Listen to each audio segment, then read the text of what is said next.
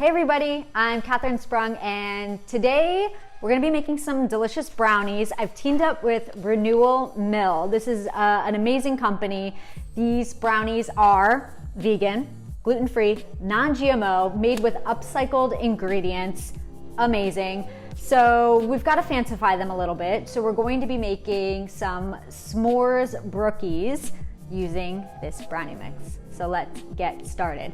First thing that we're going to do is the cookie base. So we're going to be making a brown sugar cookie to kind of mimic that graham from the s'mores vibe. So let's start with, we've got a stand mixer here. If you don't have a stand mixer, this is something you can totally do with a hand mixer. So just swap out this for your hand mixer, you're good to go.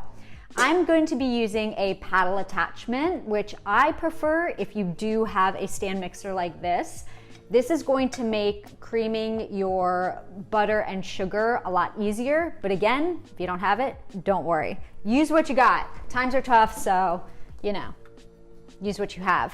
I have my chilled butter here. Super important, I think, for just that perfect cookie consistency, cold butter. So let's go ahead and add that in. We've got our butter and our brown sugar. Perfect. And let's just get that going.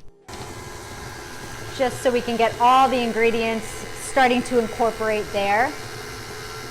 And it's just a visual effect. So once you start to see the ingredients coming together with the sugar and the butter so that it's not flying everywhere, then that's when we can gradually start to turn it up so we really get that nice whipping motion in there to create lots of air and get that fluffy consistency of the butter and sugar together.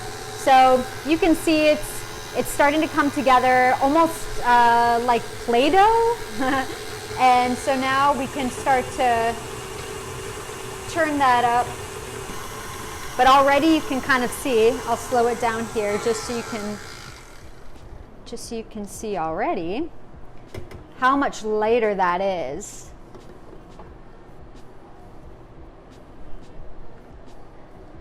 So it's starting to look really, really great. So let's just get that going for just a little bit longer.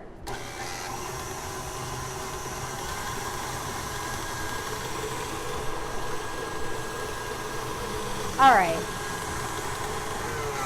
So now this is looking pretty great to me. So we're going to go ahead and add in, we'll leave our bowl locked into place. We're gonna add in our egg. Everything goes in. I like to typically try to use a room temperature egg. That way it doesn't separate the butter. If you don't, it's not a big deal. Trust me, I've done it many times. It's still going to totally work. But I typically do like to use room temperature. So we're just going to get that incorporated in there. All right. We don't need to overwork it. So next we're just going to slowly add in our flour, and we've got a little bit of baking soda as well. So we'll just add that into our flour there, and some salt, optional, but I think that a little bit of salt always gives this just a nice touch. A few shakes of that, good to go. Not a science, just have fun, maybe not too much, a little bit goes a long way. And we're just going to add this in batches. We don't want it all in at once because then it's going to just poof up in a cloud of flour. A little bit to start till it all starts to come together. And then just keep on adding it in. This is not too much, so it shouldn't take terribly long. Maybe 3 to 4 different rounds of it.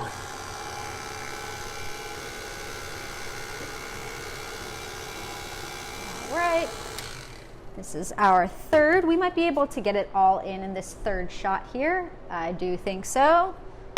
So 3 is the magic number for us, but do whatever is right for you. And the other thing too is you don't want to over mix your cookie dough. Just get it so that everything is incorporated. like we have here. And this is great. So we'll leave this here for a second because this is going to be our first layer of the Brookie. So grab a pan. For this recipe, we're going to be using an 8x8. If you have something of similar dimensions that's going to get you there, totally fine. But this, if you do have an 8x8 like this, that is perfect. What I like to do is line it with parchment paper. That way you don't have to worry about greasing anything and your cleanup is super easy at the end. Now what we want to do is just kind of line the bottom with a nice layer. It doesn't need to be too thick. We actually don't want it too thick. So far I've got about 2 handfuls. We just want kind of a thin layer here, just so it almost mimics somewhat of like a pie crust or something like that. We don't want it to overpower our recipe. All right, we are just about there. Just gonna make sure all of our corners are filled in with our cookie dough. I think that we can even spread this out and not even need any more. Looks good to me. All right.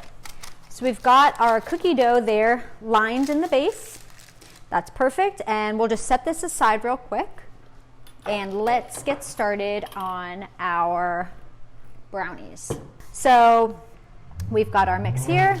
Let's go ahead, add that into our bowl.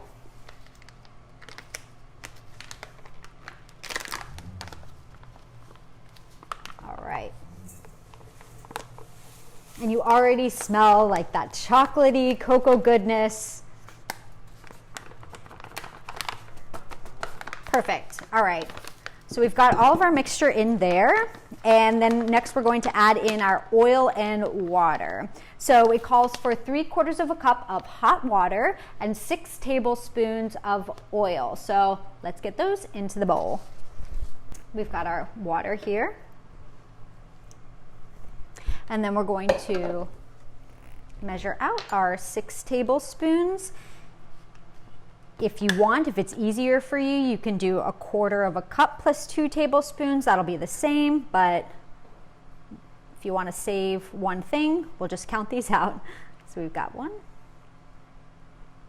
2, 3,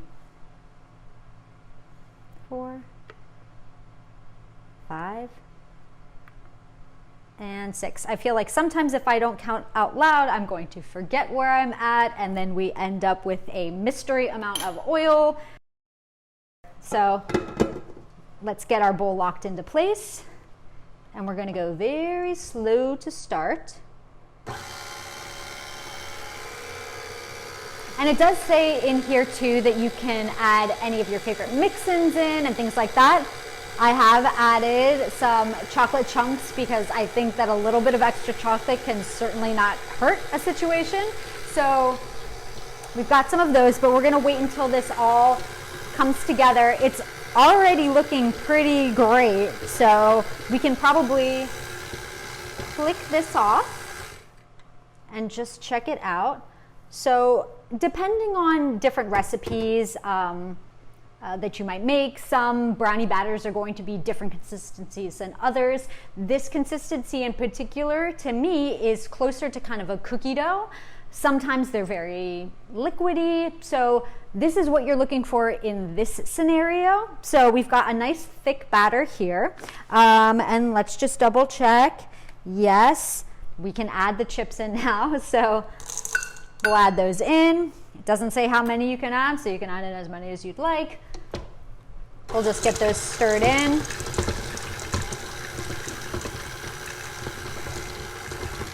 All right, they're in. So now, let's unlock our bowl here and get this guy off since it has lots and lots of that batter into it. And we'll pull out our tray here of the cookie dough base. And we're just going to go ahead and add this just right on top. So let's start adding in our brownie. Equal distribution there. And it's easier to form into the rest of the pan.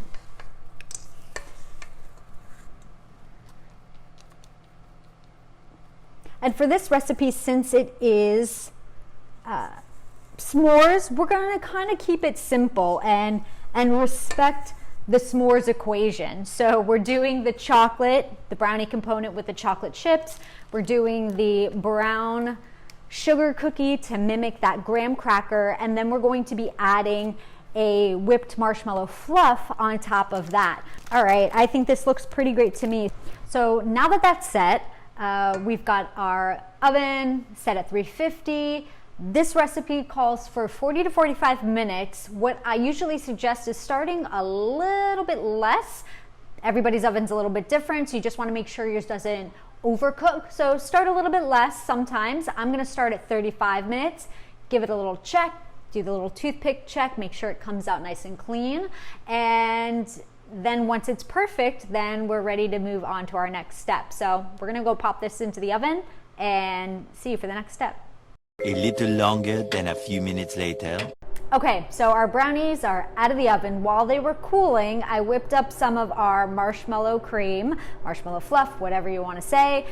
We also sell that in these cute, adorable little jars here. But that is going to be our final component to really make this our s'more brookie. So we're going to take some of this lovely fluffy marshmallow cream, and just as kind of a pro tip, whenever you're using a piping bag, I've supplied mine with a star tip because we're going to make a fancy marshmallow topping. You can easily just do a little dollop on top, whatever makes you happy, but today this is how we're doing it. I always take a piping bag and put it into a cup. So let's get some of this out of here and into our cup.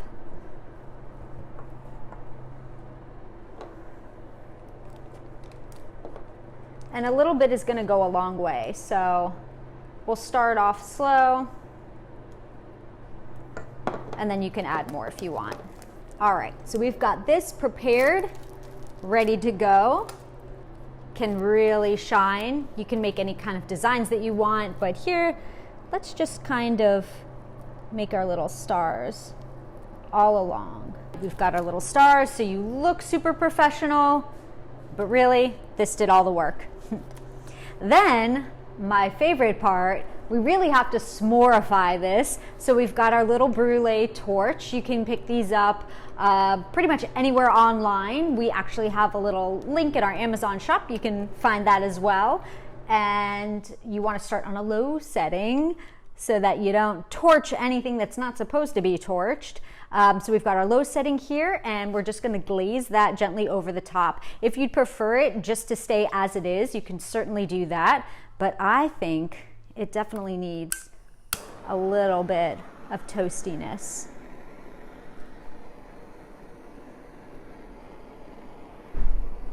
You tell me if it doesn't get better than that.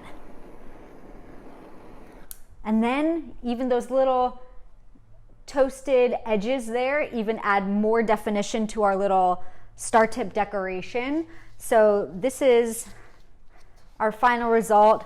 Super pretty, I think. Looks good, but of course we need to see if it tastes good. It looks delicious, so I really do think that it will be, but yeah, guys, this is super delicious. The brownie is rich and fudgy and amazing. Renewal Mill, you guys knocked it out of the park. I hope you guys enjoyed this super simple recipe for a s'mores brookie. I'm Catherine Sprung. I'll see you guys next time.